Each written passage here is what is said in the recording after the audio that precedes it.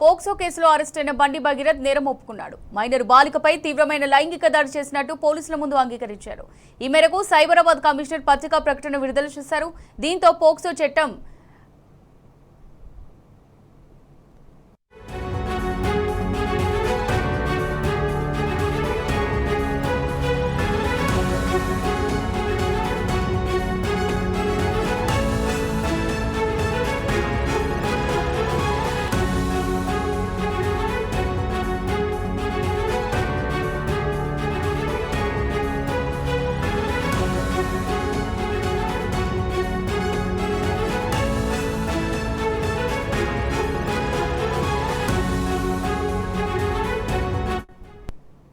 POCSO కేసులో arrest అయిన బండి భగీరథ్ నేరం ఒప్పుకున్నాడు. మైనర్ బాలికపై తీవ్రమైన లైంగిక దాడి చేసినట్టు పోలీసుల ముందు అంగీకరించారు.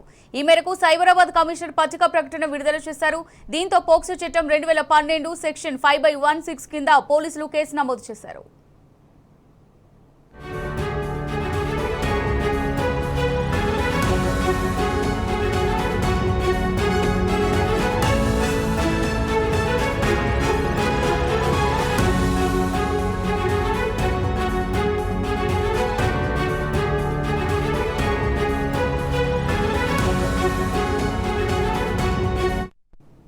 రైట్ గా దీనికి సంబంధించి మరిన్ని డీటెయిల్స్ మా రిపోర్టర్ రంజిత్ ఫోన్ ఇన్ ద్వారా అందిస్తారు. రంజిత్, చెప్పండి, మరి ఎట్టకేలకైతే పోక్సో కేసులో బండి భగీరథ్ అరెస్ట్ అయ్యారు.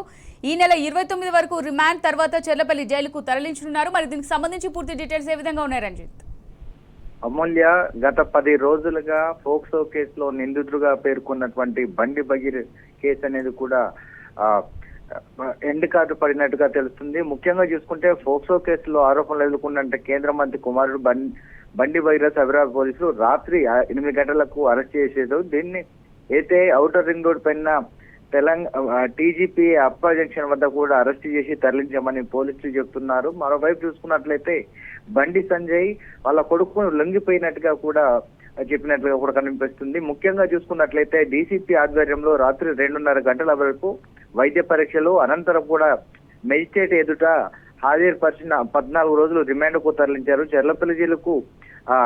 చెర్లపల్లి జైలుకు కూడా రాత్రి 1:30-2 గంటల సందర్భంలో కూడా వెళ్ళినట్లు కూడా సమాచారం ఉంది. ముఖ్యంగా చూసుకున్నట్లయితే ఏదైతే ఈ కేసులో ఉందో విచారణలో భాగంగా దాదాపు 2:30 గంటల వరకు అరెస్టు చేసినటువంటి పోలీసులు విచారణ డీసీపీ ఆధ్వర్యంలో కూడా విచారణ చేపట్టారు. ఆ విచారణలో భాగంగా తీవ్రమైన వాగ్మూలాలు పోక్సోకి సంబంధించిన ఫిర్యాదుదారైన బాలిక పైన బాధిత కుటుంబం యొక్క వాగ్మూలం ప్రకారం కూడా ఏదైతే లైంగిక వేధింపులకు పాల్పడ్డాననే విషయాన్ని కూడా బండి భగీరథ చెప్పినట్లుగా కూడా మనకు సమాచారం ఉంది. ఆల్రెడీ పోలీసులకు సంబంధించిన విషయంలో కూడా నేరాన్ని ఒప్పుకున్నట్టుగా మేజిస్ట్రేట్ దగ్గరికి వెళ్ళిన తర్వాత రిమాండ్ రిపోర్ట్ లో కూడా చెప్పినట్టుగా తెలుస్తుంది. దీని విషయాన్నే సైబరాబాద్ కమిషనర్ రమేష్ రెడ్డి కూడా ఒక ప్రెస్ నోట్ ను ఆధారణ చేశారు. ఏదైతే మైనర్ బాలిక పైన లైంగిక వేధింపులు దాంతో పాటుగా అత్యాచారం చేసిన వాస్తవం నిజమేనని ఒప్పుకున్నట్లుగా కూడా సైబరాబాద్ కమిషనర్ కూడా దీనిలో భాగంగా చూసుకున్నట్లయితే ఇప్పటికే పోక్సో చట్టం ప్రకారం 74, 75 ప్రకారం సెక్షన్లు నమోదు చేసిన తర్వాత దాంతో పాటుగా మరికొన్ని సెక్షన్లు పోక్సో చట్టం 2012 సెక్షన్ నెంబర్ 5 మరియు సెక్షన్ 6 కింద కూడా 2 సెక్షన్ల కింద పోలీసులు కేసు నమోదు చేశారు. దాని అనంతరం కూడా వాగ్మూలం తీసుకున్న తర్వాత ఏదైతే మేడ్చల్ జిల్లా మెజిస్ట్రేట్ ఉన్నారో మెజిస్ట్రేట్ దగ్గర కూడా పొందపరిచిన పరిస్థితి. దాని తర్వాత ఏదైతే ఇటువైపు వైద్య పరీక్షలు అయిపోయిన తర్వాత దాని తర్వాత మెజిస్ట్రేట్ దగ్గర కూడా పొందపరిచిన తర్వాత కూడా అక్కడ నుంచి చెర్లపల్లి జైలుకు పంపించారు.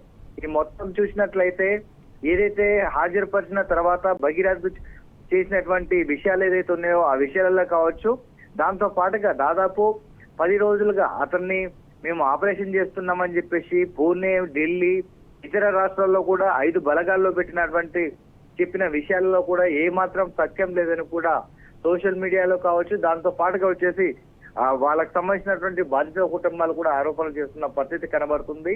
నిన్న చూసుకున్నట్లయితే ఏదైతే వీళ్ళు హైకోర్టులో వేసినటువంటి మధ్యంతర బెయిల్ కావచ్చు, దాంతో పాటుగా వచ్చేసి ముందస్తు బెయిల్ 2 వేశారు. 2 తిరస్కరించినప్పటికీ వాళ్ళకి ముందు వెళ్ళలేక వెనకాల లేక మళ్ళీ పోతే దీంతో పాటుగా వెకేషనల్ కోర్టు మళ్ళీ గురువారానికి వాయిదా వేయడం, ఈ మధ్య కాలంలో కూడా అరెస్టు చేయొచ్చు అని చెప్పేసి హైకోర్టు న్యాయమూర్తి తీర్పు చెప్పడంతో వాళ్ళకు ఏమి తోచని పరిస్థితిలోనే బండి సంజయ్ అతని కొడుకుని కూడా పంపించినట్లుగా తెలుస్తుంది. అంటే ఏదైతే సోషల్ మీడియాలో కావచ్చు, దాంతో పాటుగా ఇతర ఛానల్లో కావచ్చు, వెబ్సైట్లలో కూడా బండి సంజయ్ కుమారుడు మీద కావాలని బురద జల్లుతారని చెప్పేసి ఛానళ్ళు కావచ్చు, పత్రికలకు కూడా ఖచ్చితంగా పెట్టినట్టుగా కూడా అర్థమైన పరిస్థితి కనబడుతుంది. దీనిలో ఆధారంగా చూసుకుంటే ఏదైతే లైంగిక వేధింపులకు పాల్పడి మైనర్ బాలిక పైన ఇబ్బంది పెట్టలేదు అని చెప్పేసి గంటాపదంగా చెప్పినటువంటి రాజకీయ నాయకులు కావచ్చు, దాంతో పాటుగా న్యాయమూర్తులకు కూడా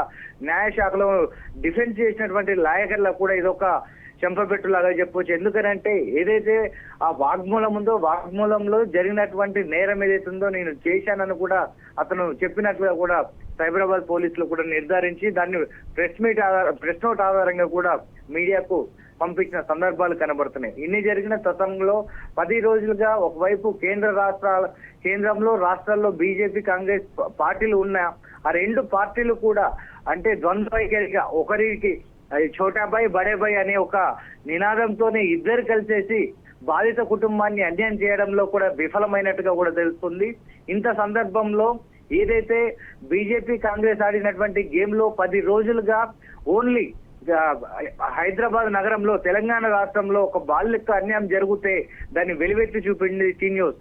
దానిలో దాదాపు 10 రోజులుగా చెప్పినటువంటి ప్రత్యేక కథనాలు కావచ్చు, బాలిక కుటుంబానికి అండగా నిలబడ్డ సందర్భాల్లో ఖచ్చితంగా కూడా న్యాయ పోరాటంతో పాటుగా ఏదైతే బాధిత కుటుంబానికి టీ న్యూస్ చేసినటువంటి కథనాల ప్రకారమే ఏదైతే మేజిస్ట్రేట్ పరంగా కూడా సెక్షన్ల పరంగా పేట్ బషీరాబాద్ పోలీసులు పెట్టినటువంటి సెక్షన్లకు అదనంగా దాంతో కలుపుకొని సెక్షన్ నెంబర్ 5, సెక్షన్ నెంబర్ 6 ప్రకారం కూడా మరి దానికంటే ఇంకా దాదాపు 8 నుంచి 10 సంవత్సరాలు శిక్ష ఎక్కువ పడేటువంటి కేసులు కూడా నమోదు చేసినట్టుగా కూడా తెలుస్తుంది.